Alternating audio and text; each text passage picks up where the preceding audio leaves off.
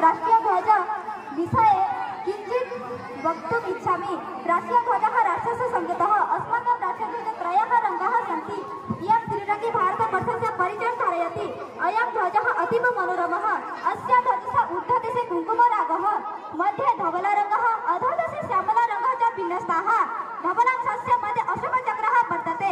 अशोकचक्रे अरणां 24 अस्ति।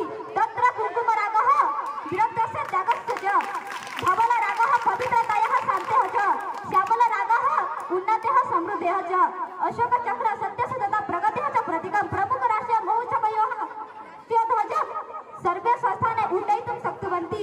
स्वाधीनता दिवसः, गणतन्त्र दिवसः, गान्धी जयन्ती च त्रयः प्रधानः राष्ट्रोत्सवः। राष्ट्रपति भवने, उपराष्ट्रपति भवने, राज्यपाल भवनेषु, मन्त्रालयेषु, सर्वोच्च न्यायालये, उच्च न्यायालये, संसद भवने, विधानसभा भवनेषु च प्रतिदिनं ससम्मानम् उड्डयनं भवति।